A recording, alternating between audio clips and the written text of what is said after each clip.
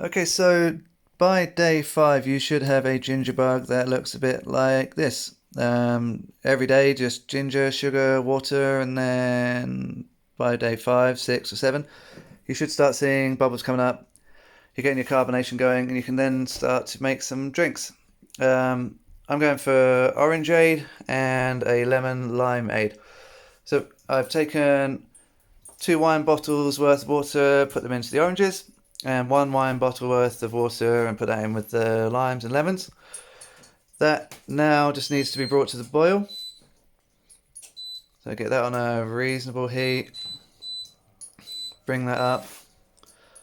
I mean, here, just like I tend to use 7 for just about everything. Then, as your bug grows, it's going to need some energy, and you're going to give that energy in the form of sugar.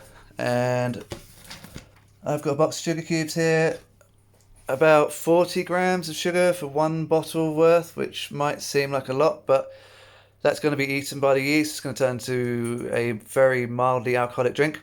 So I'm going to pop in for 5, 6, 7. They weigh 6 grams each, so you've got about 42 grams of sugar.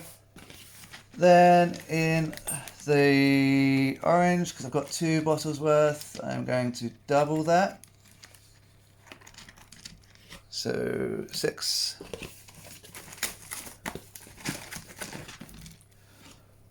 7, 8, 9, 10, 11, 12, 13, 14. So there you go, that's your sugar, that's your orange, and that's your bug. Put those things together, warm up your bug until your bug is simmering. You want to get the flavour out of the oranges. I don't squeeze or peel them. I find that when you cook them, that's going to bring all of the juice and flavour out regardless. You're then going to need to sieve that, and you're going to put it into your bottles. These bottles have been sterilised with hot water. You also want to have them a bit warm when the liquid goes in, and that way you're not going to shock the glass and end up with shattered glass. So once your sieved liquid goes into your bottles, you're going to label them.